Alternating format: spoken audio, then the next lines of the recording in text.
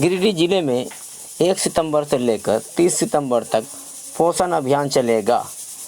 इस अभियान को सफल बनाने के लिए गिरिडीह के उपायुक्त राहुल कुमार सिन्हा ने जागरूकता रथ रवाना किया। इस मौके पर उपायुक्त राहुल कुमार सिन्हा ने बताया कि गर्भवती महिलाओं, माताओं एवं बच्चों के खान पान, स्वास्थ्य, पौष्टिक आहार की जानकारी इस जागरूकता रथ के माध्यम से दी जाएगी। जितनी भी गर्भवती माताएं हैं, जितने भी छोटे बच्चे हैं, उन सभी को पोषण से संबंधित महत्वपूर्ण जानकारियाँ दी जाएंगी।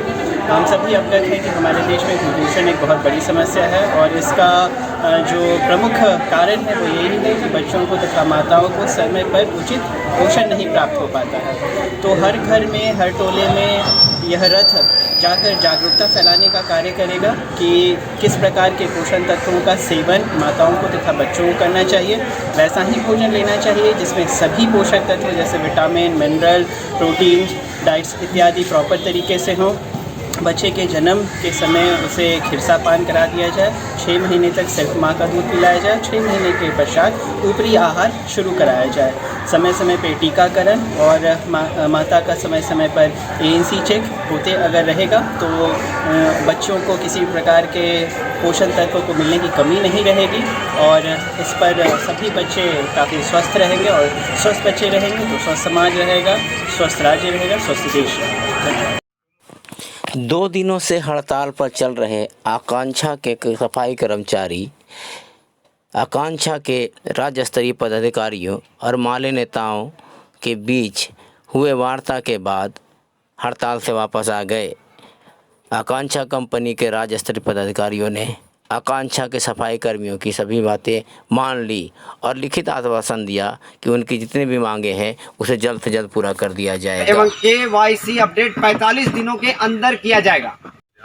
आकांक्षा प्राइवेट लिमिटेड के द्वारा और माले के संयुक्त समाधान में यहाँ पर हड़ताल किया गया था और कंपनी से कुछ लोग आए रांची से और पिछले 2 दिन से वार्ता चल रही है। तो वार्ता लगभग समाप्त ही हो रहा है और हम लोग का 11 सूत्री मांग था जिसमें लगभग मांगे पूरी कर दी गई है और जो संभवतः है उसे लिखित तौर पर दिया जा रहा है कि इतने दिन में मांग पूरी हो जाएगी और इस काम को कर दिया जाएगा। जहां तक बात था कि पीएफ के पैसा जो है वो कंपनी के लोग एग्री कर रहे हैं कि अब उसका आकांक्षा मैनेजमेंट के द्वारा जो लेबर के साथ या जो कर्मी थे ड्राइवर के साथ जो जाती हो रही थी उस पर हम लोग एक अनिश्चितकालीन हड़ताल पे हैं, अभी भी हैं, आज भी हैं और उस पर हम लोग एक लिखित दिए थे कि ये चीज़ होना चाहिए और इसमें हमको लिखित जानकारी देना चाहिए। तो उस पर वो तैयार हुए हैं और सारी चीज़ों पर वो लिखित मांग को पूरा करने की बात कह रहे हैं। कुछ चीज़ों को वो समय ले रहे हैं तो वो समय सभी हम लोग जो भी कर्मी हैं उनसे बात कर रहे हैं कि आप तैयार हैं तभी हम तैयार हैं। हमारे तरफ से कुछ वैसा है नहीं है कि हम थोपने के लिए आपको बोल रहे हैं।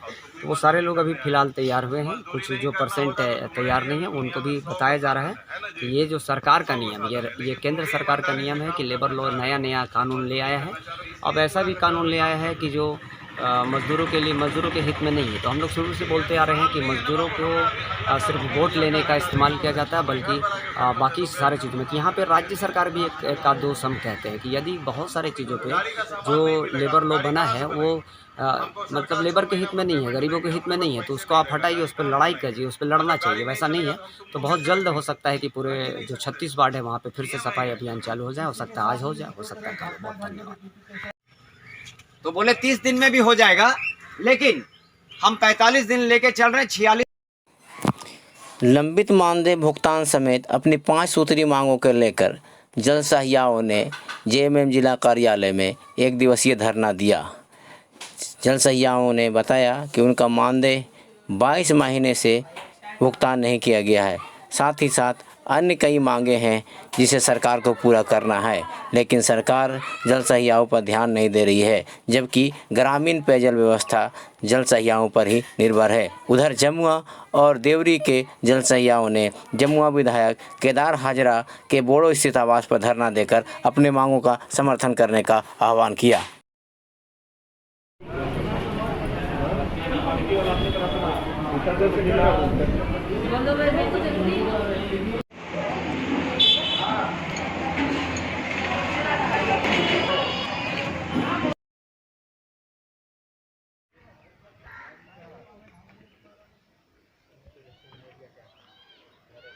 सभी जलसैया बहन सत्ता पक्ष और सत्ता विपक्षी के पास आज धरना प्रदर्शन पे हैं अपनी मांगों को लेकर। आज से 22 महीना से हमारा मानदेय बकाया है। स्वच्छ भारत मिशन खत्म हो चुकी है, उसका प्रोत्साहन राशि 1% कंटीजेंसी थी वो, और हमारा जो काम है उनको लेके आज हम लोग ज्ञापन यहाँ पे विधायक सर के पास सौंपने आए हैं, ताकि विधानसभा जो सत्र चल रही है वो हमारी मांगों को विधानसभा सत्र में रखे।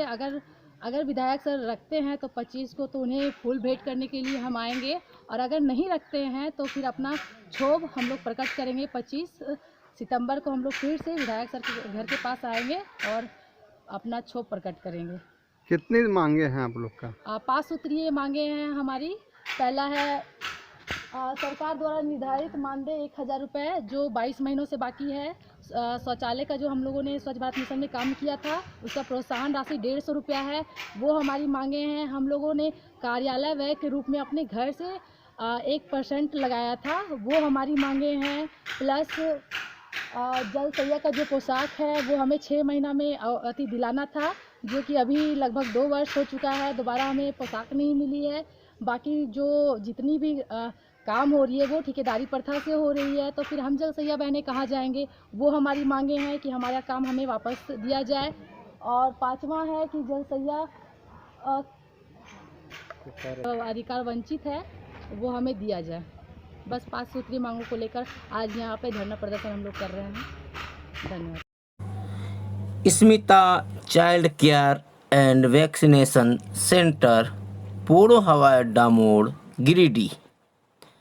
अब आपके बच्चों को बेहतर इलाज के लिए गिरिडीह से बाहर जाने की ज़रूरत नहीं। Smita child care and vaccination centre, पोड़ो हवाई अड्डा मोड़, गिरिडीह में प्रसिद्ध शिशु रोग विशेषज्ञ डॉक्टर विप्लव शास्त्री बच्चों का इलाज करते हैं। यहाँ सभी तरह के बच्चों के भर्ती होने की सुविधा मौजूद है। इस अस्पताल में NICU, phototherapy, warmer, immunisation, nebulisation, बड़े बच्चों के लिए बेड की सुविधा और अनुभवी लैब टेक्नीशियन के द्वारा जांच की सुविधा मौजूद है। तो अब आपके बच्चों को बेहतर इलाज के लिए बाहर ले जाने की ज़रूरत नहीं, बल्कि Smita child care and vaccination centre, पोड़ो हवाई अड्डा मोड़, गिरिडीह में अपने बच्चों का बेहतर इलाज करावें और सभी सुविधाओं का लाभ लें। डॉक्टर विप्लव शास्त्री, शिशु रोग विशेषज्ञ, पोड़ो हवाई अड्डा मोड़, गिरिडीह, झारखंड।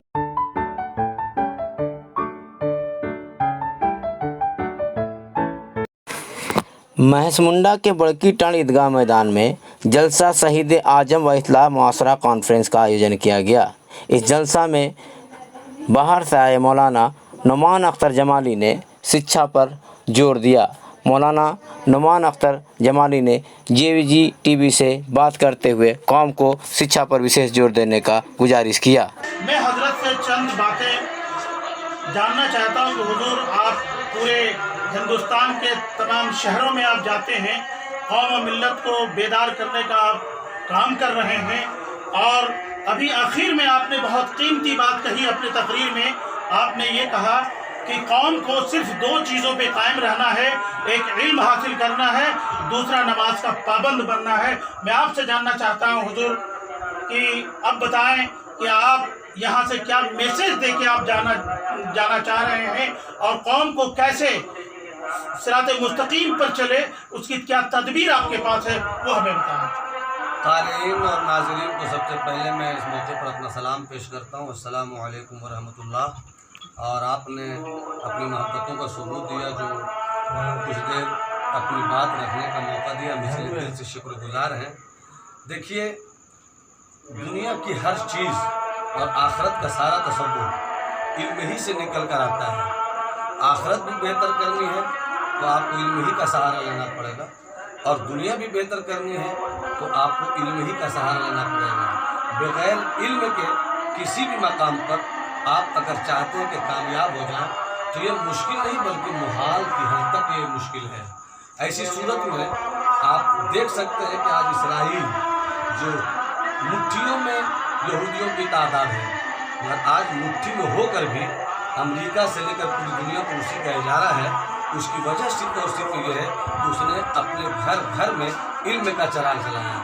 तो जिस मजहब में कुरान की आयत इल्म ही से उतरी हो, इक़रा बिस्मि रब्बिकल लज़ी खलक़, वो कौम अगर पढ़ ले तो उस कौम की तालीम में न दहशत होगी, न वहशत होगी, न अनारकी होगी, न तशद्दुद होगा, न दहशतगर्दी होगी, बल्कि इस्लाम की तालीम के उजालों में जब हम चलेंगे तो इस तालीम में आका हुसैन की ज़िंदगी सामने आएगी। जिस आका हुसैन की ज़िंदगी का मिशन ये था कि यजीदियत जुल्म, यजीदियत नफ़रत, यजीदियत फितना अगर 22,000 की सूरत में भी रहे तो उसकी फिक्र नहीं करते हुए हमें 72 की सूरत में अमन का चिराग जलाना है। जब इल्म होगा तब हम अमन का चिराग जलाएंगे, जब इल्म होगा तब हम नमाज पढ़ेंगे। नमाज के लिए भी इल्म की सख्त ज़रूरत है, और जब हम नमाज पढ़ेंगे तो अल्लाह फरमाता है इन्ना सलाता तन्हा अनिल फ़हशाए वल मुनकर वल बग़ी, कि नमाज ऐसी इबादत है जो बुराई से भी रोक देती है, फहाशी से भी रोक देती है, बगावत और सरकशी से भी रोक देती है। तो जब हम इल्म हासिल करेंगे और ऐसी नमाज पढ़ेंगे जिस नमाज से बगावत ख़त्म हो जाए, जिस नमाज से दहशतगर्दी ख़त्म हो जाए, तो यकीनन यही मेरे हुसैन का पैगाम और मदीने वाले मुस्तफ़ा का पैगाम होगा। अल्लाह हम सबों को इल्म हासिल करने के साथ साथ नमाज से झुकने की तालीम की तौफीक दे कि जिस दिन हमने नमाज की आदत डाल ली, सारी बुराइयां खुद ख़त्म हो जाएंगी और सारी अच्छाइयां खुद निकल कर आ जाएंगी। जब अच्छाइयां निकल कर आएंगी तो वहीं पर हम कामयाब हो जाएंगे, वहीं पर हम कामयाब हो जाएंगे। ये थे हमारे हज़रत अल्लामा व मौलाना नौमान अख्तर फ़ाइक़ले जमाली नवादा बिहार के। उन्होंने आखिर में ये पैगाम दिया कौम मिल्लत को कि आप इल्म और नमाज का पाबंद बनो, दुनिया आपके आगे झुकेगी। मैं निसाब अहमद, JGTV, गिरिडीह, झारखंड, बड़की टाड़, महेश मुंडा से।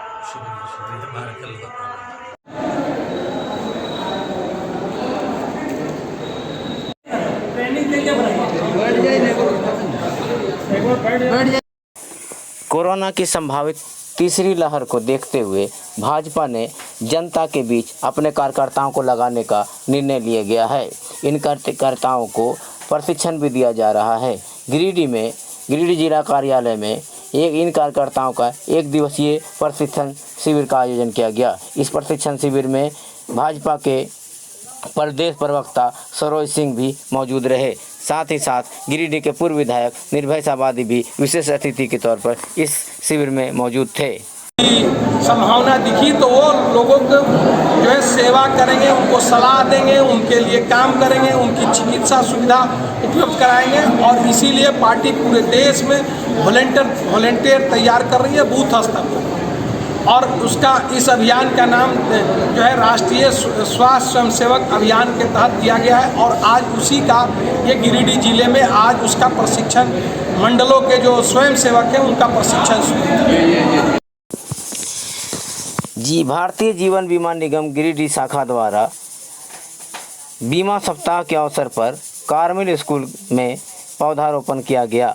इस अवसर पर भारतीय जीवन बीमा निगम के कई कर्मचारी मौजूद थे।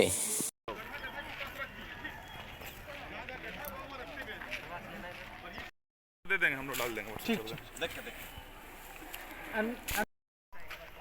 भारतीय जीवन बीमा निगम का बीमा सप्ताह चल रहा है और आज हम लोग इसी कार्यक्रम के तहत कार्मल स्कूल गिरिडीह में वृक्षारोपण का कार्यक्रम कर रहे हैं।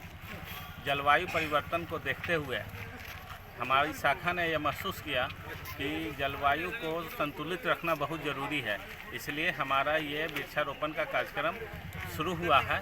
और पूरे वर्ष हम लोग विभिन्न स्कूलों में और सार्वजनिक जगहों में वृक्षारोपण का कार्यक्रम करेंगे। हम अपना सामाजिक दायित्व निभा रहे हैं। हम सभी जानते हैं कि LIC बीमा व्यवसाय के साथ साथ सामाजिक कार्य भी करती है और LIC का जो निवेश है वो इस देश के इंफ्रास्ट्रक्चर डेवलपमेंट में अतुलनीय है। इसलिए हम लोग देश के विकास में अपना अहम योगदान देते आ रहे हैं और आगे भी हम लोग का ये प्रयास रहेगा कि अपने कामों के द्वारा देश और समाज के निर्माण में अपना अहम योगदान दें। उम्मीद है यह चैनल आपको बहुत पसंद आया होगा। बस आप लोग इस चैनल को सहयोग करें और चैनल को सब्सक्राइब करें, आइकन घंटी बजाएं, लाइक करें और शेयर करें। आज कल फिर से एक नए समाचार के साथ आपके बीच आऊंगा। फिर से आग्रह करता हूं कि इस चैनल को सब्सक्राइब करें, लाइक करें, आइकन घंटी बजाएं और शेयर करें। कल मिलते हैं फिर नई खबरों के साथ।